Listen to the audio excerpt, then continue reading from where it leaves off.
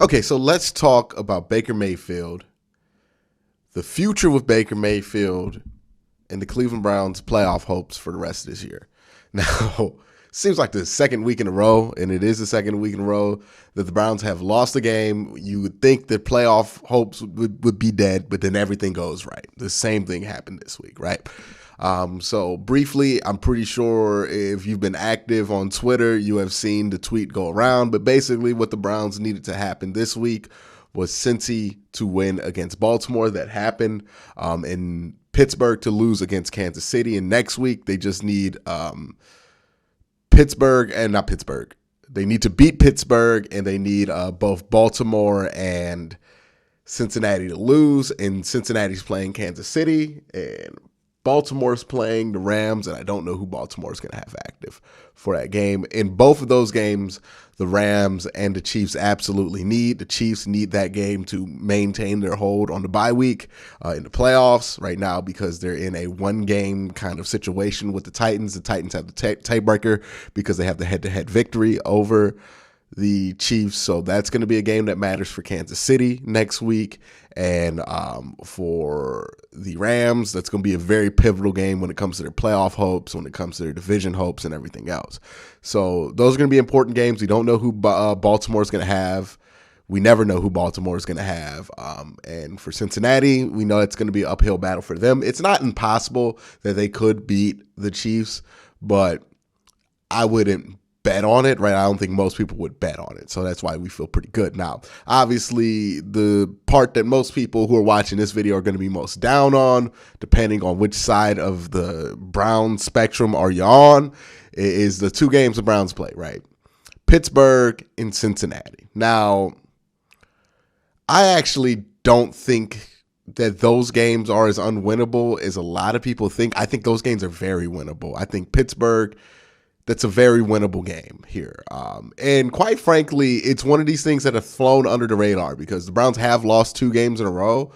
But I would say, as crazy as this sounds, I think those 2 games and those 2 efforts the last 2 weeks, I would take over almost any other performance they've had this year outside of Cincinnati and outside of maybe like the first half of week 1, right? I think these 2 weeks, I would take that effort, that performance, that level of showing up despite the circumstances out of anything. So I don't think this is a Browns team that is playing as bad as they were in the Baltimore games, right? Where they had those 2 games against Baltimore. They played like absolute garbage versus those games. I don't think they're playing that bad. I think they're playing at a level to where, hey, they could beat Pittsburgh, and if Baker has one of those Baker games that he, for whatever reason, has against the Bengals, like it's not mathematical, but if Baker has a decent game against the Bengals, I can see the Browns winning that game. I don't think any of these games are really that out of reach, and honestly, I'm more confident in this team at this point of the season after those 2 losses than I have been after certain wins because, again, there was a level of heart, toughness, and a want to, in there that they haven't had. Now, whether you believe that if it's close, we can pull it out, if we can make clutch plays, that's a whole nother discussion for a whole nother day. But the playoff hopes for the Browns still as real as they were last week, still as real as they were against the Raiders. It's going to be up to the Browns. We'll see. We'll see. I mean, if you can say anything the last 2 weeks, they have at least made it interesting. And this team has not been fun to watch, right? They have at least been fun to watch the last 2 weeks, especially last week, right? They were absolutely fun to watch for good and bad reasons, but they were fun to watch. So that's the Browns' playoff hopes in a nutshell. Now, there's some people who are asking a question about how the tiebreakers work out and why it is that the Browns still have these tiebreaker advantages. Basically, it works out like this, right? The Browns, so in order to win out, they have to beat Pittsburgh and they have to beat Cincinnati. That means they would split with Pittsburgh and it defaults to division record when it comes to Pittsburgh if they have the same record. But remember, Pittsburgh plays Kansas City as well. So if the Browns beat Pittsburgh, I think that kind of locks it in that the Browns won't have to worry about a tiebreaker with Pittsburgh, right? Because it would be impossible for Pittsburgh to tie with the Cleveland Browns, especially since they have that one tie. So if the Browns beat Pittsburgh, it doesn't come down to tiebreakers at all. They don't have to worry about Pittsburgh. Pittsburgh will be behind them. And then if the Browns beat Cincinnati, even though Cincinnati has a better division record, the Browns would have the head-to-head tiebreaker, and that puts them in over Cincinnati when it comes to then breaking the tie between Baltimore and Cleveland. The first one's tiebreaker. The Browns have split. The second one's division record. The Baltimore Ravens have an abysmal division record. I believe there are 4 losses and like 1 win in the division so far. So, you know, they're not doing great there. And they barely got that 1 win. That 1 win, I think, was the Browns game, right? So their division record makes it very difficult, right? I think if the Ravens lose to the Rams next week, their playoff hopes are almost virtually over, except for the wild card. Like, they can only make the wild card, and that'd be very tough for them to make the wild card the way this thing's shaping out. But that's kind of the way things are looking, right? If they don't win that game versus the Rams this week, their season's like I know people put in the chat every time the Browns like have a bad play, season's over. Like, legitimately, the Ravens season would be over or close to over if they lose against the Rams. So that's going to be a big game for them. And again, the way the tiebreakers work out, the Browns pretty much, if they beat Cincinnati, they're the king of all the tiebreakers because Cincinnati beat everybody, but the Browns are the one team that has beaten Cincinnati. And if it comes down to a head-to-head versus Cincinnati, their division record becomes irrelevant. The Browns jump them. So that's crazy. That's crazy. That was a huge, that could end up, that win versus Cincinnati after the Odell cut could end up being a huge, huge win in hindsight, right? Now, the division title and everything, like if the Browns could salvage that out this season, a playoff run and everything else, I think that would be tremendous. I know there's some people who would be very down on that idea just because they're down on this whole season. And I understand that this year's been frustrating enough and some people don't want it to be extended, but I'm never going to say no to a division crown, no to a playoff game, especially no to a home playoff game. The Browns haven't been that successful to where we can just say no to stuff like that. And who knows, right? Who knows? Maybe you catch fire, go on a crazy run, and surprise the world and surprise ourselves. So you always want a ticket to the dance versus sitting outside. So that's the Browns playoff situation. Hopefully, I hope I cleared that up enough for you guys. Now let's talk a little bit about Baker Mayfield. Now, I know hot takes are everywhere. I can't catch a break when it comes to talking about Baker Mayfield, to be honest with you, right? If I don't completely eviscerate him, I'm defending him or being an apologist. If I don't completely put him on a pedestal that he doesn't deserve to be on, I'm a Baker hater, right? Like, I just can't win with anybody at this point about Baker Mayfield. So I'm just going to try to tell y'all how I feel about this situation and what I think the situation is going to bear out to be. The problem with Baker Mayfield, whether you think he's good or bad, right? Because the truth about Baker Mayfield, and I put this on Twitter, is that there is enough good with Baker Mayfield and enough bad with Baker Mayfield that you could see whatever player it is that you want. And the problem with the conversation about Baker Mayfield is people choose to see one player, the good one or the bad one, and then they act like the other one doesn't exist. And the truth is that the other one exists, right? Whether you're talking about bad Baker or you're talking about good Baker. And that changes the equation, right? If you're a Baker Mayfield supporter, here's the biggest hurdle that you have to get over, right? If you're somebody who wants Baker Mayfield to be the quarterback of this team, here's the biggest thing that we have to get over, the hurdle that you have to get over as a Baker Mayfield supporter, if you are that. Okay, let's say Baker turns it around, has a good end of the year here, right? We joke about odd year Baker, even year Baker. Let's say odd year Baker bad, even year Baker really good, right? Let's say the clock hits to 2022. Baker wins out these last 2 games, makes the playoffs, has a really good 2022 to 2023 season, right? Doesn't go to the Super Bowl or anything, but has a really good season, gets to the second round. Okay, so we're in that situation. If you're Andrew Berry and you have witnessed Baker have good year, awful year, good year, awful year, good year, what do you do? Like, is that somebody that you can go all in behind, right? Because the problem with Baker Mayfield isn't that he's a complete bum. It's that he either is a really good quarterback or he either is a complete bum, right? Like, that is the two dualities of Baker Mayfield. Now, again, people put it on injuries, all this stuff. I'm I don't think some of this stuff is injury. I think a lot of this stuff is inconsistency because we have seen this with Baker for a very long time, right? Good and bad with Baker Mayfield. And honestly, he said coming into that game that this is the healthiest he felt this week. I know Troy Aikman was like, hey, he's pulling a little bit. It's making him, but that don't explain 4 interceptions. You know what I mean? Like, it really doesn't explain all the stuff that goes down with Baker Mayfield. It's the injury. And again, I've said this time and time. People give me flack for it all the time. But dude, in the NFL, you're expected to play through injury. And if you can't play well through injury, or if an injury makes you play this bad, then you cannot be depended on because it's going to happen. You're going to get injured, especially when you're a smaller quarterback. And when you play with as much gumption and as much moxie as Baker Mayfield does, he's just going to get hurt. So he has to play through these things. And that's the biggest problem. Even if you're a Baker Mayfield supporter, I honestly think Baker's going to play well next year. But the biggest problem I have with Baker is even if he does play well next year, what do you do with him after that, right? Like after that 5th-year extension, let's say he plays well. Do you give him a long-term extension knowing that this man has been mad inconsistent? Do you put more money into him knowing that you have no idea next season what you're going to get out of Baker Mayfield? Like, even if you believe in him, you have to accept that reality, right? So that's the biggest problem. And that's what I think this situation goes from let's wait it out with the kid to it makes it almost impossible to go long-term with Baker Mayfield. I think it's likely that instead of letting this get to the 5th-year option, Andrew Berry and Baker Mayfield cook up a deal where it's really a discount for the team and it's a 3-year extension, right? It's going to be this year and next year, and then it's going to be like that phantom 3rd year, but it's really a 2-year deal. So it's going to come out as 3 years, but it's going to be a 2-year deal. And I think you'll get both those years around $20 million, maybe a little bit under $20 million. And that is so that you save a little bit of money on that 5th year and you can get some security on that extra year, right? That way you don't have to franchise tag him, right? I think that's the line we're going. I think the long-term extensions for quarterbacks who aren't to be relied on, like Baker, just aren't going to go away.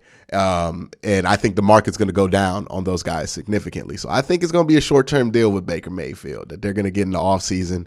It's going to cover next season. It's going to cover the season after that. It'll get the Browns some more flexibility. It'll get Baker Mayfield some more security and flexibility. And I think that's what they're going to do. I don't think we're going to do long-term. I think we're going to do a 2-year extension.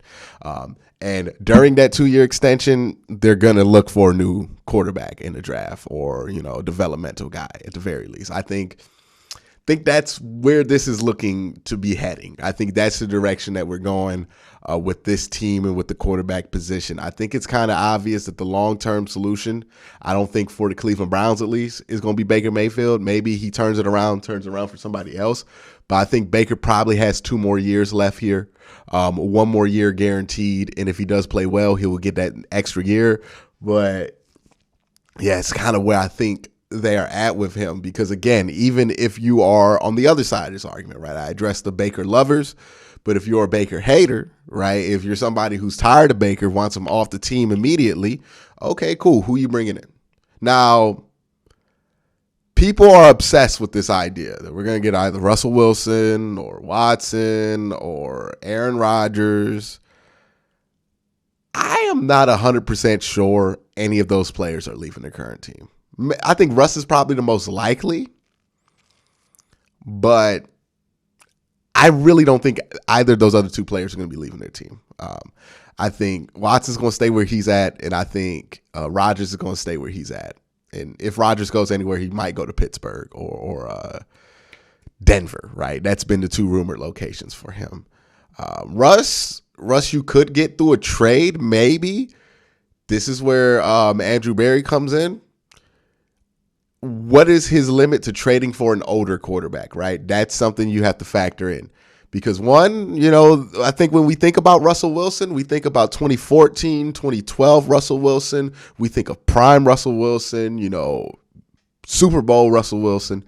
This has been a different Russ the last 2 years. He has not been as reliable. He has not been as clutch. He has not been as dependable. It's been different with him. Now, I don't know if he's cooked. I know when he came into the league in 2012, he was 25 or 24, so he was a couple years older than his draft class. And you look at that draft, it's like Ryan Tannehill. He's not super old, but Russ is a little bit older than him. And then, obviously Luck and RG3, they're not even in the league anymore. And then obviously there's Brandon Weed and LOL. But yeah, so I don't know. I don't feel comfortable saying Russ is cooked, but there's something not right with Russ. And how much is that worth as a trade, right? If we're going off traditional quarterback values, I don't think that's a price that Andrew Berry's going to be willing to pay for Russell Wilson, right? Even if you can get Russ here, even if you can lure him here, get a trade, sign him in free agency, however it is that you have to go about getting him, I don't think that's going to be something that is going to be able to make happen here, because I think if Russ has his choice, I think Cleveland would be an option he considers. I don't know if it's the option. You have to see how things shake out with the Rams, right? They might end up, thinking they could upgrade from Stafford to Russ and do that, and then maybe Stafford shakes free. I don't know what quarterbacks are going to be available. And going the free agent route, saying that we need to make a trade here, it comes with a hefty price, right? So let's consider that option, right? What are you willing to pay for that? Can keep in mind, the Browns don't have the bevy of assets that they used to in order to make these things happen, right? These are no longer the 2 first-round pick Browns, the 2 second-round pick Browns. These are Browns with pretty mid-tier assets. Not really enough to bring in a young quarterback, right? Like the Watson deal, who knows what that's going to end up being. But I don't really think the Texans are going to get rid of him, because I don't think anybody's going to give him enough to be worthwhile. And they've already sat through this whole year. So why not do it again, right? Like at that point. And when it comes to the other, Aaron Rodgers, like I don't think that's realistic at all. Like I don't think Aaron Rodgers is going to come here. I really don't even think he's going to leave Green Bay. So the free agency route, there's some options there. Those are dreams, but let's assume, okay, that's plan A, right? What's plan B? If you get rid of Baker Mayfield, you can't get one of those top tier guys. What's plan B? This is where it gets dicey. Now we looking at dudes. Tyler Heineke, you know what I mean? Where you might make a trade for Tyler Huntley. Like, yeah, none of this stuff sounds like it's going to make the team that much better. And what's plan C? Plan C is a rookie quarterback. Who do you like in this draft, and who do you think the Browns can get? Is it Malik Willis? I don't think he's going to be available when the Browns are picking. Are you going to get somebody like Pickett, who basically, he has the same limitations that have bugged you about other quarterbacks? It's just, there's not really a great solution right now. And that's why if I were the Browns, yeah, you can identify that Baker's not the long-term solution right now, but you don't have to be in a rush to replace him this offseason. I think you can wait things out, see how he plays in that 5th year, and then, you can have some leverage by signing him to that little 2-year deal in the offseason. Get him underneath that cap number for what his 5th year option would be, give him that extra security money, and then get that number under what it would be for a franchise tag. So if it comes to that, you don't got to pay that. If it doesn't, you can trade him, right? And this is the benefit to signing him to a 2-year deal. And this is something I think people need to consider, right? Let's say Baker balls out next year, right? Let's just consider that he balls out next year, has a really good year next year. Right now, he would just walk out, be a free agent. You get nothing. If you can get him to a 2-year extension, and I think he would take a 2-year extension at this point, because there's nobody who's going to offer him any money the way he played this year, right? Like, he's not getting big time money. He's going to get a Jameis Winston deal if he hits free agency. So he probably wants that added security. You give him 2 years at $20 million each. That gives him the added security. He knows he's going to get 6 years here. He's going to get that extra year to prove himself. Then all of a sudden, if Baker balls out this year, you have a trade asset that you can use to maneuver yourself to get to wherever it is in the draft that you want to get a quarterback that you might want to get. So you have to think about it that way, right? As asset farming. There's a lot of different angles that you can use here. I know there are some people who are eager to get Baker Mayfield out. That does not mean that you have to get a rush. And there are some people eager to let Baker Mayfield prove himself. That does not mean that you don't consider the long-term circumstances of his inconsistency, right? Like, I think there are a lot of things to consider here when it comes to Baker Mayfield. And that's just kind of the stuff that I've been thinking about when it comes to him. So let me know in the comment section below. Honestly, Let's say Baker Mayfield balls out in 2021 or 2022. He didn't ball out in 2021. That's certifiable lie. He did not ball out in 2021.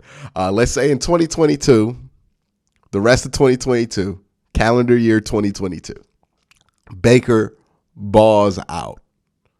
Do you give him a long-term extension or do you trade him? Right? Basically, are you going to treat him like he's the main one, or are you going to do the Derek Anderson thing where we kind of felt like, hey, we got to get rid of this while it's hot? I've been kind of leaning more in that if Baker has a good year next year, you might want to trade him while he's hot because we know that he could bounce up and down. But let me know what you think in the comment section below. I'm interested to hear what everybody has to say. I know it's going to be a nice civil conversation with nobody being super disrespectful, right? But again, guys, have a great day. Have a good night.